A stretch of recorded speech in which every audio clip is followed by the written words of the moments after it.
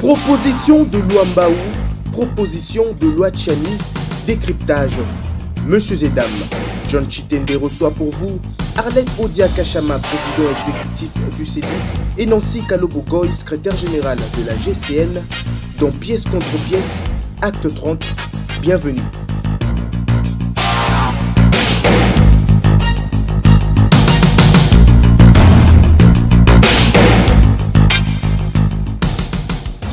Messieurs et dames, très heureux de vous retrouver dans le cadre de ce rendez-vous. C'est bel et bien pièce contre pièce, encore une fois. Bienvenue à tous et à toutes. Comme annoncé, très heureux de retrouver Arlette Odia Kachama. Elle occupe le poste de président exécutif au sein du collectif pour le développement et l'unité du Congo CEDIC. Encore une fois, bienvenue. Merci beaucoup. Vous êtes inhabitué de cette tribune, sinon comment vous allez? Bien, autant que le mouvement CEDIC. On va en parler, Le temps de présenter celle qui est en face de vous, c'est Nancy Kalobogoy, secrétaire générale à la GCN, Génération Congo Nouveau. C'est aussi une ASBL ou c'est carrément un parti politique? C'est une SBL. C'est une SBL. Nous luttons contre les politiques verrous et nous travaillons dans l'encadrement des jeunes. Donc pourquoi l'encadrement des jeunes? Parce que les jeunes doivent faire partie intégrale de la scène politique actuelle. Nous avons des jeunes dans la scène politique actuelle. La jeunesse congolaise est présente dans la scène politique actuelle. Nous avons des jeunes ministres, nous avons des des jeunes jeunes ministres. mandataires. Oui. Moi, je vous parle de la jeunesse, cette jeunesse qui n'est pas consultée, cette jeunesse qui constitue le peuple congolais, qui n'est pas consultée vis-à-vis des lois, vis-à-vis de tout ce qui se passe à l'Assemblée nationale. Ils ont une voix, il faut les écouter, ils ont des préoccupations, il faut les entendre. Donc nous sommes là pour les encadrer, nous sommes là pour les sensibiliser, nous faisons des descentes terrain, nous avons mis en place des cours de français, de cours d'anglais, de cours... C'est toute une école. C'est une école, exactement. C'est important pour pouvoir s'armer et pour pouvoir se mettre face à ces politiciens, que notre jeunesse puisse se mettre face à ces politiciens. Ils doivent être armés, ils doivent savoir de quoi ils parlent. Et pour ça, nous mettons en place aussi des cours de droits humains. Donc, parce qu'il est important de connaître ce droit et ses devoirs en ouvrant évidemment la Constitution. Mais on traite mal par ces causes, madame. Aujourd'hui, de quoi souffre cette jeunesse congolaise? Il faut poser les diagnostics. Ouais. Elle souffre de quoi, cette jeunesse? Pour moi, pour la GCN, cette jeunesse est complètement abandonnée. Au jour d'aujourd'hui, nous avons remarqué beaucoup de politiciens qui sont amenés à faire leur mouvement font appel à cette jeunesse qui va venir moyennant des 10 000 francs, des 5 000 francs aujourd'hui, oui, et demain. Que vont-ils devenir ces jeunes? Une fois les politiques véreux, c'est servent de cette jeunesse. C'est de la manipulation. Ouais. Et nous sommes là, le président Camille Kalele est là pour réveiller ces jeunes, leur dire qu'il est temps de se conscientiser, il est temps de prendre conscience que vous êtes des êtres humains, vous avez le droit à la parole, vous avez le droit d'être écoutés. Et vous devez être écoutés surtout. Droit à la parole, à la jeunesse, on vous a compris. Arlette Odia Kachama, vous êtes des femmes, des grandes dames. Le fait de vous recevoir ici, c'est une belle occasion pour moi. J'ai saisi là-bas le bon. Il y a un débat houleux en ce moment et dans nos rues, mais ce n'est pas encore arrivé au niveau du Parlement comme tel. C'est une proposition de loi. Un député national a fait son travail. Ça trait au code de la famille, précisément le mariage. Et il y a une parenthèse qui fait débat parlant de la dot. Vous savez, avec la dot de nos jours, c'est tellement exorbitante qu'on dit que les jeunes ont du mal à se marier pour ça. Il a fixé un plafond, et dans les milieux urbains, et dans les milieux ruraux. D'abord, comme femme, comment avez-vous accueilli cette démarche d'un parlementaire? Venant d'un parlementaire, on ne peut que saluer la démarche parce que j'imagine qu'il est parti d'un constat. Oui. C'est lui de constater, c'est lui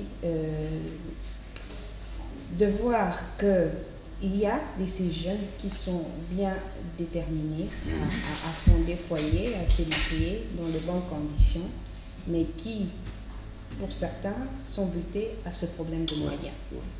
Ça, c'est une vérité. Et personne ne peut dire ne pas être concerné parce que dans toutes les cérémonies des mariages qui se passent, aujourd'hui, on peut bien facture est salée, très salée. On peut bien être de la famille de la femme, un autre jour, on sera du côté de la famille de l'homme. Et je pense même que c'est pour cette raison que l'honorable député aurait dû se mettre dans le deux camps et dégager... Lui s'est mis dans la peau de la famille de l'homme. Tout simplement. Bon, c'est un homme aussi, il faut le comprendre. Tout simplement. Et je pense d'ailleurs même que le problème ne devrait pas se poser de cette manière-là. Lui étant que député, il aurait dû savoir que si, au fil du temps, les mariages a dû perdre son sens, la dot aussi, autrefois, elle était symbolique. À ce jour, c'est comme les remboursements d'une dépense effectuée depuis la naissance de l'enfant jusqu'à l'amener à l'université. C'est devenu un peu... Surtout si elle a fait l'université. Éduquer, la femme a pris la forme d'un investissement et qu'à la fin, il faut un couronnement. La dot a donc perdu... Il y a un prix à payer. La dot a donc perdu son sens. Mais est-ce que cela n'a pas son origine, n'est plus pas son origine dans la manière dont la République a été gérée tout ce temps-ci? La misère, elle a battu son plein et que les parents veulent absolument saisir l'opportunité qui se présente pour se faire un peu d'argent. C'est là, je pense que le problème, il est assez profond et il trouve sa solution dans la manière dont l'État est géré. Le mieux serait que les dirigeants de ce pays se mettent à la hauteur de leurs responsabilités, qu'ils répondent aux besoins fondamentaux de la société. Je pense que à partir de ce moment-là, les parents de la jeune fille ne seront pas assez exigeants. Ils ne feront plus de commerce derrière les dos de leurs enfants. Oui, ils ne feront plus ce commerce-là, c'est ce que vous appelez commerce. Les jeunes garçons aussi avec sa famille, il ne verra pas de mal, il ne sera pas en manque de moyens pour épouser la jeune fille. Je pense, comme je venais de le dire, que la solution à ce problème, c'est dans la gestion de la République. Mais du coup, à la cité, le débat a pris un autre contour, une autre tournure. C'est comme si on a fixé les prix à la femme, à la jeune dame. Désormais, là vous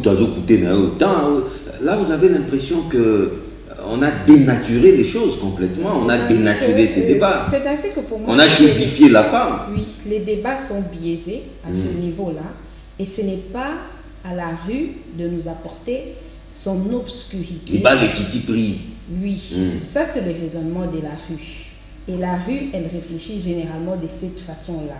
Et c'est nous, la classe des éclairés, qui devons réorienter le débat, l'expliquer autrement. Et l'expliquer autrement, c'est faire voir à cette population-là que si on en est arrivé à ce point-ci, c'est parce que l'État a été mal géré depuis toutes ces années. Donc le problème est global d'abord? Oui, le problème c'est à ce niveau-là, c'est au niveau de la gestion d'État. Cela a fait que l'argent est devenu quelque chose d'aussi extraordinaire, difficile à l'attraper, alors il faut faire n'importe quelle manœuvre pour arriver à l'avoir. Et la responsabilité, elle est entièrement aux dirigeants du pays. Le chef de l'État, dès sa prise de fonction, avait promis au peuple congolais qu'il travaillerait dans le sens d'assurer la distribution équitable des richesses nationales. Alors, si on arrive à ce point-là, le mariage ne poserait plus problème, la famille de la femme, elle ne sera plus autant exigeante et la famille de l'homme ne manquera pas non plus de quoi répondre à certaines exigences de la famille de la femme, parce qu'on doit aussi reconnaître que c'est une institution qui a son sens dans la loi, le code de la famille. Mais ne caricaturons pas aussi trop comme l'allure que ça a pris à la cité. Alors, Nancy Kalobo Goyi, je vous pose la question comme une femme. Dans les milieux urbains, les plafonds c'est $500 et dans les milieux ruraux c'est des $100. Je crois qu'on a facilité quand même la tâche, anticiper. Nous avons assisté à toute une pléthore de mariages.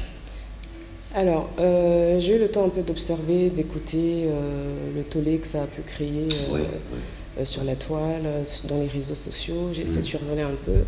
C'est parti jusqu'en Europe. J'ai vu un peu la réaction de différentes personnes. Ce qui revient beaucoup et ce que j'ai ressenti sur le coup, c'est de me sentir comme, entre guillemets, une espèce de marchandise, quelque part. Comme une marchandise, on en revient à perdre le sens même de la dot. La dot est symbolique. D'abord. Et sachant que nous avons différentes ethnies en RDC, et chaque ethnie a sa façon, a sa manière de faire sa dot. Alors, on va partir sur un jeune, sachant qu'on a déjà un problème social ici. On impose $500 pour en tout cas, pas plus. Hein. Voilà, pas plus, pas moins pour ceux qui sont en ville, c'est ça? Non, ça peut être moins, mais pas au-delà de 500. Pas au-delà de $500. Celui qui se sent friqué, il peut amener 500, mais sinon 200, 300, ça peut aller. Pour moi, on devrait peut-être commencer par arranger au niveau social. D'abord. C'est très important. C'est ça les problèmes. Le problème commence par là. On va dire $200 pour ceux qui sont en milieu ruraux. Ok, d'accord, mais comment font ces jeunes qui ne travaillent pas? Comment sont ces jeunes qui, dès la sortie de l'école, n'ont pas de travail non plus? Comment on en revient à mettre $500? Dans certains milieux ruraux, si trouver $200, c'est compliqué. On en revient à $500, mais $500 c'est la dot. Et la partie maman, la partie papa, ils doivent se contenter de ces $500. On sait très bien que c'est impossible. Nous le savons. Comment c'est impossible? Parce on que le sait très bien la dot est symbolique. Au jour d'aujourd'hui. La dot est symbolique. Oui, mais de base, elle est symbolique. Mais dans la mentalité actuelle, on est passé à une espèce de vente aux enchères, on est passé à des familles. C'est cette mentalité-là qu'il faudra tordre les coups. Ben justement, c'est ça l'objectif. La loi, je ne peux pas le lui reprocher à l'honorable député, ça fait partie de ses prérogatives, c'est tout à fait logique, mais je pense qu'on doit revoir les choses dans l'autre sens, commencer à travailler peut-être dans le social, proposant des lois sociales qui pour régulariser les choses avant de s'attaquer... Bien payer les gens. C'est tout à fait logique. C'est tout à fait logique pour moi. On doit commencer par la base des choses, avant de nous commencer à nous imposer, à mettre, à sortir des propositions de loi sur la dot, en fixant des prix. Mais entre-temps, on a une vie sociale complètement chaotique derrière. En tout cas, passons directement à une autre proposition de loi, Arlette Odia-Kachama. Cette fois-ci, c'est la proposition de loi appelée abusivement loi sur la congolité, loi Tchani pour certains. Il est question de verrouiller certains postes, certaines fonctions dites de souveraineté, notamment celle du président de la République, Arlette Odia-Kachama. N'est-ce pas une très bonne démarche, ça, d'être jaloux de notre nationalité et que de protéger certaines de nos fonctions les plus en vue et les plus stratégiques? Alors, comme je venais de le dire pour la proposition de loi sur la dot, même cette proposition de loi aussi abusivement appelée de la congolité ou carrément la loi Tchani, les débats sont mal présentés à l'opinion. C'est même pour cette raison que ça a causé beaucoup de divisions entre ceux qui, dorénavant, se considèrent comme étant plus congolais que les autres et ceux qui devront se considérer comme moins congolais, tout simplement parce que l'un des parents n'est pas congolais. Les Congolais 100% et les demi-Dakar, 50-50. Et aussi, l'initiateur de la loi, il met de plus l'accent sur le verrouillage de la fonction présidentielle et d'autres fonctions régaliennes. Notamment entre-temps, les présidents de des chambres du Parlement. Entre-temps, cette loi-là ne comprend pas que ce seul article. La loi... Il y en a 53. 53 articles. Et il veut tout le temps mettre en avant l'article sur les verrouillages de la fonction présidentielle et d'autres fonctions. J'ai eu le temps de lire cette proposition de loi et jusqu'à dégager la position du CEDUC de ne pas pouvoir défendre cette loi. Nous sommes totalement contre la loi. Pourquoi contre? Essentiellement... C'est par saut d'humeur ou quoi? Non, mais... Ou la tête de Tchani ne vous plaît pas? Essentiellement parce qu'elle est anticonstitutionnelle. Démontrez-le. L'article 10 de la Constitution de la République parle de l'exclusivité de la nationalité congolaise. Une exclusive. Une exclusive, comme vous le dites. Noël Tchani nous amène dans sa loi l'hypothèse de l'irrévocabilité de la nationalité congolaise. Ça veut dire que la possibilité d'une double nationalité. Voilà. Je ne voudrais pas dire que c'est bon ou c'est mauvais, mais je voudrais tout simplement mettre l'accent sur le fait que c'est contraire à la Constitution de la République. Et qu'avant que celle-là ne passe, il faut une révision constitutionnelle. On ne peut pas imaginer, dans un seul pays, la République démocratique du Congo, qui est le nôtre, qu'il y ait de lois à côté de la Constitution qui sont en fait anti-constitutionnelles. C'est essentiellement pour cette raison que nous sommes contre. Parce que quand vous entendez Noël Tchani lancer ces débats, et même le député qu'il a porté à l'Assemblée nationale, ils ne vous disent pas comment ils vont faire pour contourner cet aspect d'anticonstitutionnalité. Mais cette loi, elle est aussi incohérente dans le sens que elle vous dit porter modification et complément de la loi sur la nationalité. Ouais. Alors qu'au fond, elle pose des conditions pour être candidat à l'élection. Oui, conditions d'éligibilité. Ça veut dire, j'ai dit qu'elle est incohérente parce qu'on ne peut pas concevoir une loi de la nationalité aborder des thèmes qui sont censés être analysés dans la loi portant la commission et la loi électorale. Voilà, on ne peut pas comprendre ça. La loi sur la nationalité que nous avons, la loi de 2004, n'a jamais évoqué les conditions d'éligibilité d'un candidat président de la République. Et tous ces débats devaient être menés soit dans la Constitution, qui est la loi fondamentale, soit dans la loi électorale. Il y a tellement des incohérences dans cette loi-là, et nous pensons que c'est à dessein que monsieur s'arrange à mettre en avant-plan uniquement l'aspect verrouillage, alors qu'au fond, la loi compte beaucoup d'incohérences. Mais elle est aussi inopportune, parce que le président Félix Tshisekedi est à son premier mandat. Oui. Lorsqu'on vous dit que c'est pour verrouiller la fonction présidentielle, le président Félix Tshisekedi est supposé gagner les prochaines élections. Supposé. Oui, parce que c'est ce que veut la Constitution. Encore faudra-t-il qu'il soit candidat. La Constitution de la République voudrait que le citoyen congolais qui a atteint la majorité, la magistrature suprême, ait la chance pour 2 mandats de sorte à implémenter sa vision. Et est-ce qu'on voit déjà un président de la République autre que Félix Tshisekedi aux prochaines élections? Et c'est ainsi que j'ai dit qu'elle est inopportune, parce que nous sommes avec un président de la République qui exerce encore. Mais il faut avoir une vision à long terme. Cette vision-là à long terme. Il ne faut pas attendre la veille des élections de 2030 pour penser à ces verrouillages. Et cette vision-là à long terme peut attendre les prochains mandats du président Félix Tshisekedi. Alors lui, il va donner aussi du go pour des générations qui viendront après lui. C'est là qu'il y a un peu de l'opportunité. Si ce débat était soulevé au 2e mandat du président de la République, on le comprendrait. Mais il y a un élément qui est aussi très important pour nous, c'est que cette loi-là, cette proposition de loi, elle va mettre les députés dans les conditions, parce que le président de l'Assemblée nationale l'a dit, qu'elle sera analysée. Oui, débattue. Mais entre-temps, cette Assemblée nationale a déjà produit quelle loi? Depuis qu'elle s'est installée là, le besoin social de base du peuple congolais a besoin d'autant de lois.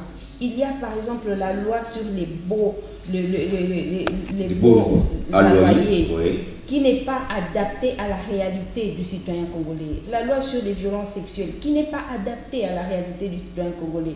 Les instruments même juridiques de l'Assemblée nationale, qui aujourd'hui, à cause de la nouvelle donne politique telle qu'eux-mêmes l'appellent, ne sont pas en harmonie avec la vie du député national. Mais comment on doit aller à privilégier, à prioriser cette loi? La politique, elle vient obéir aux besoins de la société. Aux besoins de la société. Mais on ne peut pas comprendre qu'une loi qui ne vient répondre à aucune urgence, à aucune nécessité, mais que du coup, que l'on se mette dans ce combat-là. On estime à notre niveau, au CEDUC, tel que je venais de l'expliquer et tel que je veux le résumer, que cette loi, elle est anticonstitutionnelle, elle est incohérente, elle est inopportune. On vous comprend, vous êtes juriste, mais là, c'est beaucoup plus par rapport à la forme et la procédure.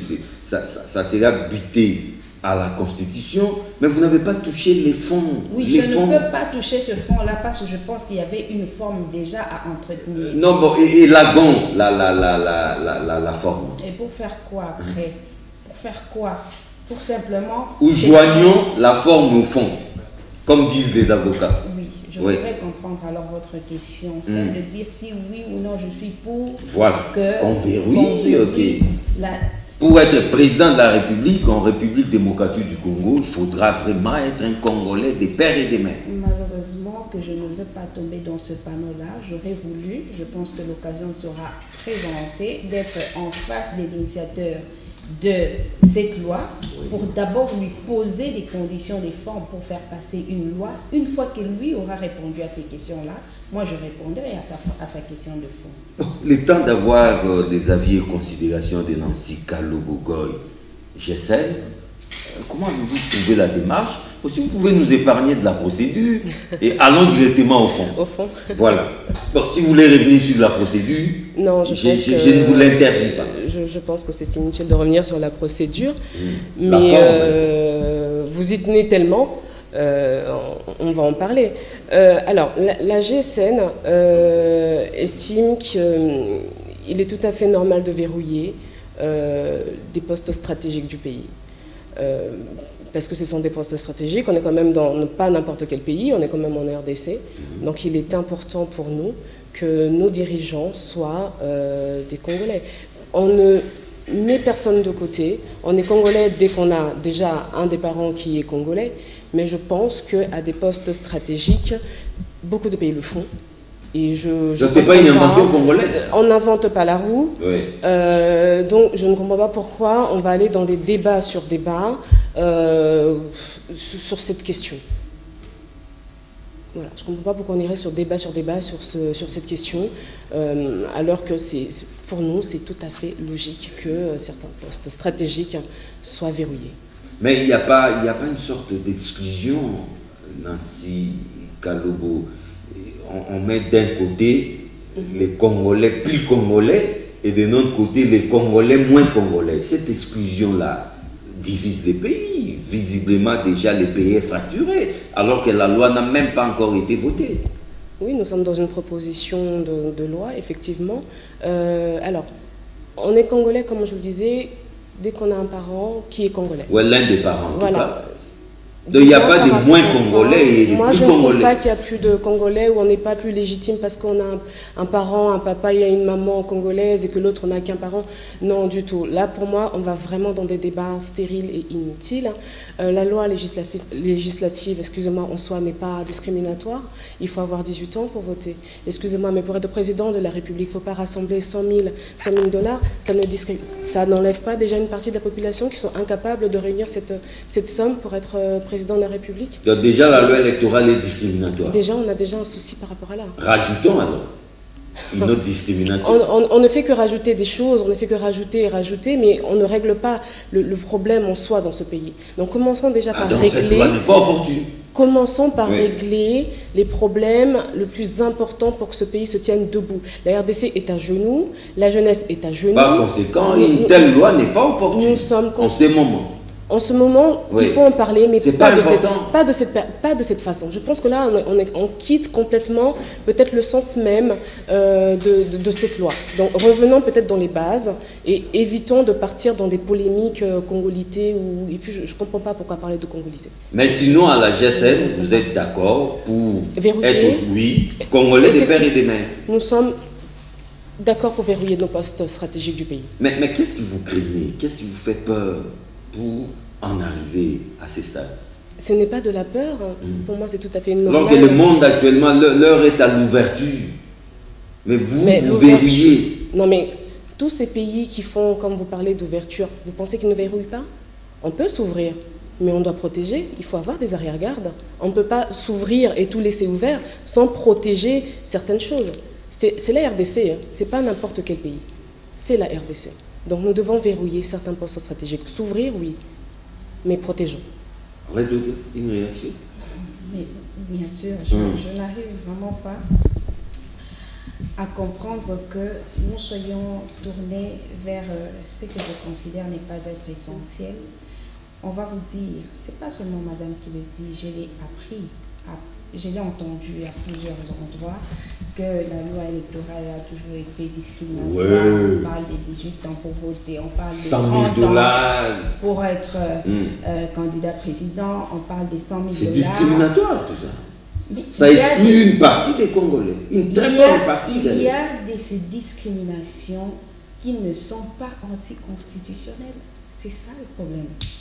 Mais celle-là, elle viole la Constitution parce que la Constitution dit on ne peut pas, nul ne peut être victime d'une discrimination par rapport à son origine familiale. C'est ainsi que je dis que les débats sur cette loi-là sont inutiles avant la révision constitutionnelle. Donc, Je ne dis pas qu'on ne devrait pas changer les choses. Mais je dis aussi que la Constitution de la République signifie l'expression populaire. Elle a été votée par voie référendaire. À l'époque où elle était votée, il y en avait qui étaient pour, il y en avait qui étaient contre. Mais à partir du moment où la Constitution a été votée, c'est l'expression de vous, de moi, de Madame Nancy en face. Et si on doit revenir sur cela, on doit justement faire le même travail, revenir sur voter une nouvelle constitution dans laquelle on ne parlera plus des discriminations liées à l'origine familiale, dans laquelle on ne parlera plus de l'irrévocabilité, de l'exclusivité, pardon, de la nationalité congolaise. C'est ainsi que j'aimerais vraiment que dans notre pays, que les débats, surtout les débats politiques, reviennent, ces débats-là constructifs, où on ne vient pas seulement défendre ce que nous pensons être bon, mais on pense aussi comment le faire passer, comment l'imposer aux autres. On ne va pas rester toujours dans les carcans de dire dans d'autres pays ça se fait. Mais nous n'avons pas. C'est pas une invention congolaise. Tout justement, nous n'avons pas une même réalité. Les Congolais, 9 voisins. La Constitution de la République, elle a une histoire. Qui les convoitise. On sait bien qu'à l'époque, avec le maréchal Mobutu, il était déjà question d'être des pères et de mères congolais pour accéder à cette fonction. Mais pourquoi nous sommes partis de pères et de mères congolais pour arriver à des pères? Mais justement, il faut analyser le contexte de cette époque-là pour voir pourquoi nous sommes allés là. On ne va pas oublier que ce pays a toujours été exposé à la balkanisation et que c'est pour faire bloc contre cette effort de balkanisation, ces élans de balkanisation. Voilà, des balkanisations, que d'autres dispositions ont été prises. Est-ce que depuis le vote de la Constitution de la République en 2006 jusqu'à aujourd'hui, il s'est encore posé les mêmes problèmes? On ne va pas aller là à donner de l'eau au moulin de ceux qui veulent tout simplement se faire populaire. Non. Nous ne sommes pas de cet avis-là. Donc vous estimez que c'est poser les lits de la balkanisation? C'est une loi dangereuse alors? Ça peut aussi être le cas, mais tous ces débats-là pour nous ne peuvent être menés que dans les conditions où la loi qui est proposée n'est pas en contradiction avec certaines dispositions de la Constitution. Et si on modifiait carrément la Constitution? Là, de ce point de vue, je suis d'accord. Ouais. Je suis d'accord. Notre Constitution a totalisé 15 ans. C'est 15 ans en cette année. Ouais. Et elle a été considérée par le constitutionnaliste de ce pays et d'ailleurs comme l'une des meilleures qui compte l'Afrique. Est-ce que nous sommes déjà prêts en ce moment? Nous sommes prêts à la changer, tandis que d'autres pays d'Afrique s'inspirent de cette constitution-là. On va à chaque fois renier notre qualité de Congolais parce qu'il y a un monsieur qui veut, lui, avoir 2 nationalités, être à la fois américain et congolais, n'est pas connaître de problème, et il vous met comme ça une disposition qui va attirer l'attention de l'opinion, détourner cette opinion-là de ce qui est essentiel, Et maintenant là, nous sommes dans les débats, non, verrouillage, verrouillage. Vous oubliez que cette loi-là, elle ne comprend pas seulement l'aspect verrouillage. Et même si on doit parler de l'aspect verrouillage, on ne peut pas comprendre que des dispositions qui doivent apparaître dans la Constitution et dans la loi sur la nationalité congolaise, et dans la loi, pardon, sur les élections, qu'on aille les retrouver dans la loi sur la nationalité. Même nous-mêmes, ce n'était pas une façon détournée d'obtenir la révision de la Constitution. Dans tous les cas, les débats... C'est un dessein inavoué. Les débats pour la révision constitutionnelle, on voudrait qu'ils soient mis à table. Et ce sera au peuple de s'exprimer parce que la Constitution, comme je venais de dire, c'est une expression. C'est pas la Bible, là, c'est pas la Bible. Ça a été voté par des humains. Ce sont ces mêmes humains qui vont voter pour la modifier, mais aller à proposer des lois qui sont en contradiction avec la Constitution et nous amener à engager des débats. Pour moi, ce sont des débats stériles. La matière n'est pas du tout verrouillée, madame. La matière de nationalité, tout ça, elle n'est pas verrouillée. C'est là que je dis oui. qu'il y a ici une différence entre l'effet de modifier la Constitution et modifier la loi sur la nationalité. La démarche du départ du concepteur de cette loi et de celui qui la porte est de modifier la loi sur la nationalité congolaise. Mais malheureusement, dans ce cheminement-là, il y a de couac avec la Constitution de la République. Cette loi que vous voulez modifier, la loi sur la nationalité, vous pouvez bien faire des propositions. Là, ça va. Mais elle est conforme à la Constitution. Votre modification n'est pas conforme à la Constitution. C'est ainsi que le préalable est de proposer la révision constitutionnelle et que cette Constitution qui sera votée, qu'elle soit en conformité avec la loi. Malheureusement, vous n'avez pas voulu toucher au fond. Nancy Kalobo, y a-t-il des éléments nouveaux à ajouter à ce stade du débat? Et sinon, on passe par rapport à cette question de la nationalité. Non, tout ce que j'aimerais rajouter, c'est qu'il va falloir... pourquoi nous parlons de justement que cette jeunesse qui viennent plutôt devant la scène politique, parce que ça les concerne, ce genre de questions les concerne aussi. Donc je pense qu'ils devraient aussi être consultés, puissent donner leur avis par rapport à cette question. Donc je clôturerai par ça. La parole à la jeunesse, toujours et encore. Toujours. Arlette Odia Kachama, après sa promulgation, la promulgation de la loi portant fonctionnement de la CENI, bien sûr, place maintenant à la désignation des animateurs. L'enjeu ici, c'est trouver un remplaçant à Corneille Nangaa, tout en sachant les rôles que joue la centrale électorale en République démocratique du Congo. Alors, d'après vous, quels doivent être les profils de ces prochains animateurs de la CENI? Et pour nous éviter les spectacles du genre Rossard, Malonda, qu'il faudra-t-il faire? Je vais aborder la question certainement de la même manière que la première. Je pense que les débats, ils sont toujours biaisés. On ne devrait pas parler du profil des animateurs en ce moment. Je pense que le plus important était que la classe politique en face ou alors à côté de la société civile, toute autre force vive de la nation, se mettent ensemble pour dégager des consensus, d'abord par rapport au vote de la loi. Vous savez que Martin Fayulu, par exemple, avec sa structure, la MOCA, ne s'est pas senti consulté. Il boude le processus. Il est en train justement de le bouder parce qu'il n'a pas été mais à ses risques et périls, non?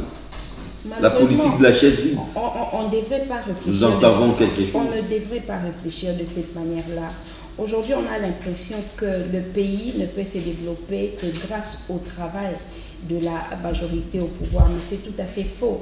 La gestion de la chose publique, elle est faite par la classe politique dans son ensemble, c'est-à-dire la majorité d'une part, l'opposition de l'autre part, et pas seulement les personnes qui sont au sein des institutions, même la classe politique qui reste faire le travail au sein des partis politiques. Et partout au monde, mais surtout en Afrique, on a une culture, celle de ce que, à chaque fois qu'il est question des élections, il faut que la classe politique se réunisse. On a vécu ça. Ils sont de retour à la case départ. Oui. Cet éternel retour à la case départ. Malheureusement, aujourd'hui au pays, le peuple, l'opinion dans son ensemble est hostile au dialogue parce qu'elle a toutefois débouché au partage des fonctions, au partage des postes et au partage d'argent, alors que logiquement, d'après même l'histoire de ce pays, avec l'arbre à palabres, les dialogues, les rencontres entre les acteurs politiques devraient plutôt déboucher aux solutions consensuelles pour la vie de la nation. Nous avons besoin dans ce pays des élections apaisées. Nous avons besoin des élections financées par le contribuable congolais comme ça avait été le cas. Mais cela passe aussi par une CENI digne de confiance. Mais oui. Voilà, c'est ça l'enjeu si aussi. on pouvait partir sur ces fondamentaux. Oui. À savoir que le pays doit avoir des élections apaisées, des élections financées par des contribuables congolais, des élections non exclusives, je dirais inclusives. Il faut alors que la classe politique s'y retrouve. Comment? Et que... Un dialogue. C'est là que peut-être nous, le CEDUC, notre différence, hein, pour nous, nous n'avons jamais été hostiles au dialogue.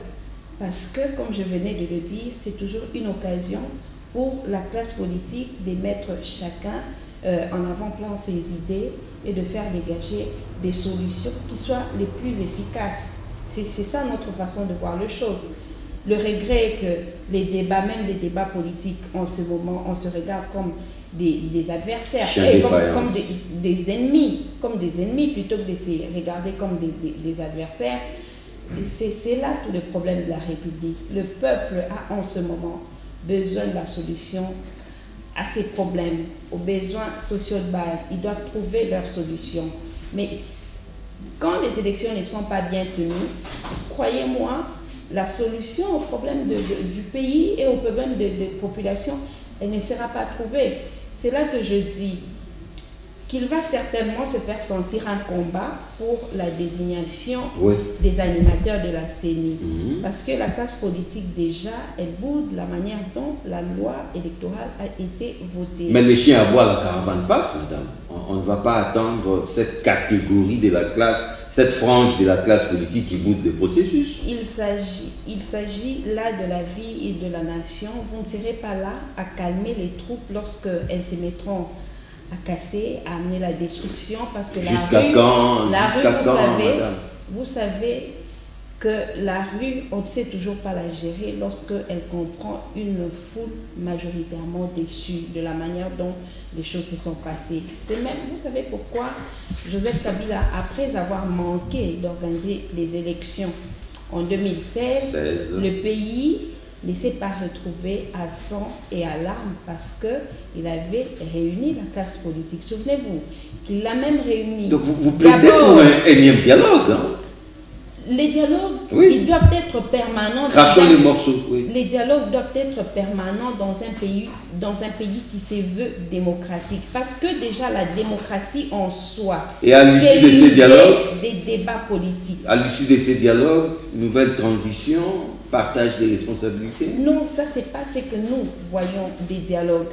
On prend l'exemple d'Étienne Tshisekedi Lumumba qui lui aussi a assisté, a participé d'une manière ou d'une autre au dialogue organisé avec la pacification des Dem-Kodio, donc les accords de la cité de l'OUA.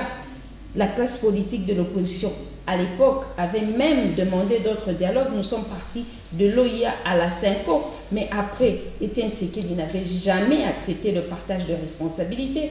Pour lui, il était juste question que les consensus soient dégagés et que les élections soient apaisées. De la même manière, avec les dernières consultations présidentielles du président Félix Tshisekedi, qui a abouti à l'Union sacrée, on a vu certaines personnalités politiques, dont notamment celle du FCC, ne pas se sentir concernées par le partage de pouvoir.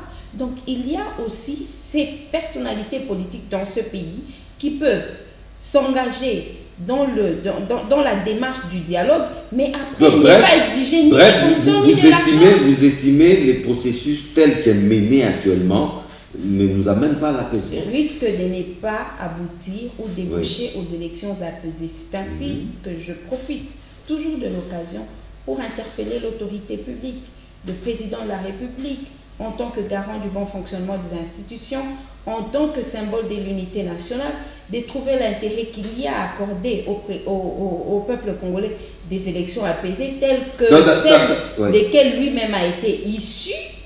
On ne peut pas comprendre que dans un pays comme le nôtre, après les élections de 2006 et de 2011 qui ont été suivies de soulèvements populaires, on a connu en 2018 des élections suffisamment apaisées. On ne peut pas comprendre qu'après 2018, que l'on revienne encore sur les schémas des élections non apaisées. Nancy Kallo-Bogoy, d'après Arlette Odia-Kachama, parler ou procéder en ce moment à la désignation de nouveaux animateurs de la CENI, ça serait comme si on mettait la charrue avant les bœufs. Parce que le processus n'est pas si régulier et ça risque de ne pas aboutir à des élections apaisées, plutôt risquerait de plonger les pays dans une nouvelle crise. Bon, mon très cher John, écoutez, on arrive face toujours au même problème. J'ai l'impression que nous faisons face à un manque de volonté politique. On va de conflit en conflit, alors que nous parlons d'unité, mais c'est un leurre. J'ai l'impression que c'est un leurre. Mais il est temps de se réveiller. Nous sommes quand même en 2021, nous avons passé des années assez difficiles, compliquées, vote, pas vote, conflit, pas conflit. Glissement, pas glissement. C'est fatigant. Tout s'arrête, tout ne s'arrête pas. Le peuple est fatigué. Entre-temps, c'est le peuple qui souffre. Entre-temps, c'est le peuple qui est pris en otage. Et donc passons vite à la désignation de ces animateurs. Non, j'ai l'impression que nous en sommes arrivés où nos politiciens oublient pourquoi ils sont là, pour qui ils travaillent. Ils travaillent pour ce peuple, pour qui il faut trouver des solutions, pour qui il faut poser des vraies bases. Alors, si la CENI doit désigner des personnes, pour moi, je leur dirais... De confessions religieuses. Alors, je leur dirais tout simplement de sélectionner ou de prendre des personnes qui sont là pour un c'est l'enjeu, c'est le président de la CENI ici. Hein. Écoutez, la personne qui sera en tête de la CENI à ce moment-là, tout ce que nous, la GC, nous demandons, c'est que cette personne-là soit cohérente, que cette personne-là, c'est une personne intègre. Nous avons besoin de personnes intègres, de personnes fiables, sur qui nous pouvons compter. Une personne qui va œuvrer de manière à organiser les choses comme il faut. On ne peut plus continuer à faire couler le sang dans ce pays, on ne peut plus continuer à entendre que ça ne va pas par-ci, par-là. C'est frustrant. Mais c'est bien, mais lorsque une frange de la classe politique, de la société civile, boude le processus, nous y allons déjà, le processus charrie déjà l'exclusivité. Pensez-vous que c'est ainsi que nous allons amener ces bateaux et l'élection à bon port? Écoutez, après, la beauté de la démocratie est que quand vous avez une grande majorité ou un groupe important qui refuse ou qui ne sont pas d'accord pour quelque chose, ils fassent entendre sa voix, ce qui est tout à fait normal et logique et compréhensible. Mais aujourd'hui, j'en appelle à ces personnes de se rappeler pourquoi ils sont là et pourquoi il faut bien faire les choses. Les chiens aboient, la caravane passe, hein. On ne va pas les attendre. Ils doivent se réveiller. Ils doivent se réveiller. 2023, c'est pour très bientôt. On ne peut plus continuer à attendre. Ils doivent se réveiller. Madame, il ne faut plus continuer à attendre. Hein. Mais 2023, c'est déjà demain. Hein. On ne va pas se mettre par un saut d'humeur, attendre tout le monde. Hein. La responsabilité incombe entièrement au président de la République. Je venais de rappeler ici qu'il est le symbole de l'unité nationale. Et lorsque il y a une frange assez importante de la population, je dirais, représentée dans des partis politiques, dans des forces politiques et des forces vives de la nation, parce qu'on a quand même aussi suivi l'Église catholique qui, lorsqu'elle parle de menaces, dont elle des pressions. Des menaces et des pressions dont elle fait l'objet, ça veut dire qu'elle reproche, peut-être sans le dire, des choses aussi au cheminement, au processus qui a mené au vote et à la promulgation de la loi électorale. y compris le processus qui tend à la désignation des animateurs de la CENI. Toutes ces choses-là devraient interpeller l'autorité, interpeller le président de la République, garant du bon fonctionnement des institutions, tous les autres dirigeants qui sont aux commandes pour dire qu'on ne va pas organiser des bonnes élections dans ce pays si cette frange-là de la population n'est pas considérée dans ses revendications. Et je reviens à dire que ce sera une honte, mais vraiment la plus noire pour l'UDPS qui aujourd'hui est au pouvoir, qui ne sache pas dans les jours à venir organiser des élections apaisées dans ce pays. Parce que sa lutte de tout le temps a été une lutte non violente. Elle a abouti à une prise de fonction pacifique au sommet de l'État. Et nous avons, d'une certaine manière, oublié la crise ou les chaos issus des élections, celles que nous avons connues en 2006 et en 2011. En 2018, on avait déjà suffisamment évolué. Il faudrait que les élections de 2023 soient encore beaucoup meilleures et apportent la solution aux problèmes fondamentaux du peuple congolais. Merci Arlette Odiakachama, mais on ne peut pas terminer cette question, cette émission, sans évoquer aussi cette question, ce débat qui défraie la chronique. Affaire Matata Pognon. Acharnement, ou c'est tout simplement la véritable fin du règne des intouchables en RDC? Écoutez John, concernant le sujet, je vais être très bref là-dessus. Alors, je dirais ceci, je pense que on assiste peut-être à une nouvelle ère, de voir la justice assez active, la justice, on entend beaucoup parler... sélective, je ne suis pas là pour entrer dans ce genre de débat, mais je dirais juste que les gens ne sont pas habitués à voir cela. Et je dirais juste à la justice de faire son travail. Il n'y a pas de fumée sans feu, mais je laisse la justice faire ce qu'elle doit faire. Arlette Odiakachama, la justice doit faire son travail. Ça ne sert à rien de crier à la chasse aux sorcières. Je suis d'accord, mais partiellement. Parce que si la justice devrait faire son travail, et la meilleure façon de faire le travail pour la justice lorsqu'il s'agit des acteurs politiques, c'est de plus poursuivre les acteurs politiques qui sont aux affaires au moment de la poursuite. Je veux dire par là que le fait de poursuivre Matata Pognon au sujet de la gestion de l'affaire de parc agroalimentaire Kangalonzo, c'est substituer à Joseph Kabila. Parce que s'il devait être poursuivi, logiquement, le projet ayant été mené ou géré sous la présidence de Joseph Kabila, c'est lui qui aurait dû poursuivre Matata Pognon. Non, mais piloté par le gouvernement. Écoutez-moi, s'il vous plaît, permettez-moi de finir ma réflexion. Ça aurait dû être Joseph Kabila qui le poursuive. Et le fait pour lui de ne l'avoir pas fait a été mal vécu, mal lu, mal interprété par le peuple congolais. C'est l'une des raisons pour laquelle son régime a été sanctionné. Il n'a pas été reconduit au sommet de l'État aux élections de 2018. Et au nom de la continuité de l'État, tel que le veut la Constitution de la République, le président de la République actuelle n'a aucune responsabilité. Je pense même que c'est indécent pour un chef de l'État de venir faire le travail qu'aurait dû faire son prédécesseur. Non, mais ce n'est pas le président qui poursuit, c'est la justice. Non, il s'agit de la politique. La séparation des pouvoirs, après tout. Je comprends. Il s'agit le président de la République n'est pas le procureur. Et souvent, les gens parlent de procès politique. Procès politique, certains ne savent pas réellement de quoi il s'agit. Et pour moi, un procès politique, c'est tout procès dans lequel un acteur politique est poursuivi.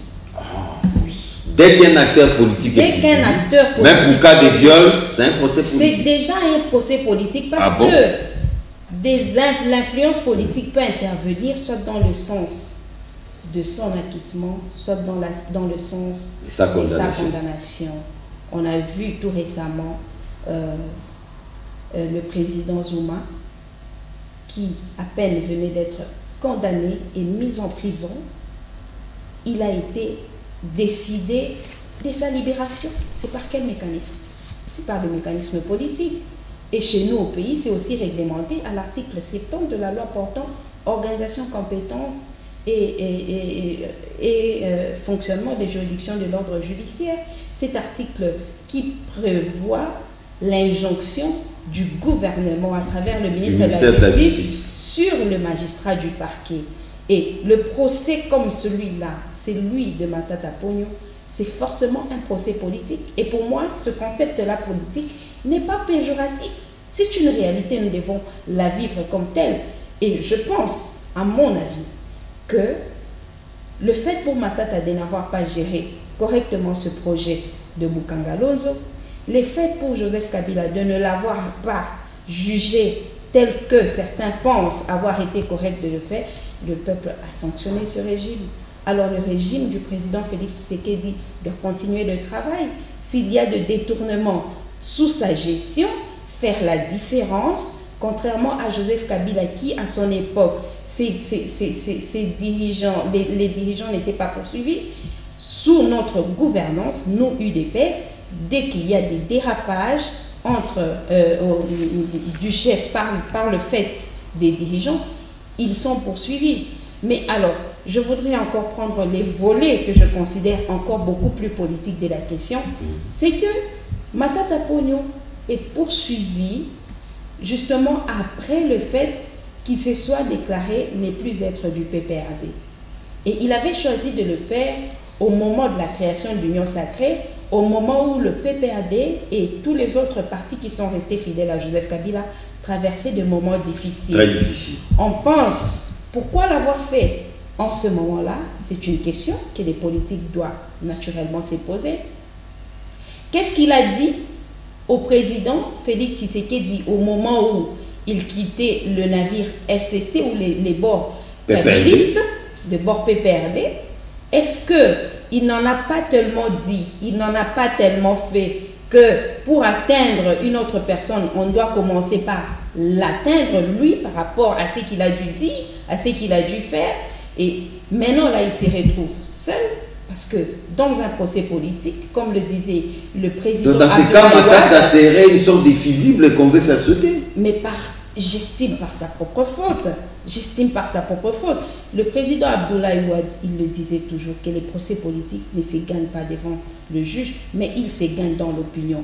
Matata Ponyo, qui a voulu démontrer qu'il avait aussi un certain ancrage dans la population, mais aujourd'hui, il n'a personne pour le défendre. Ah bon? Non, mais pas du tout.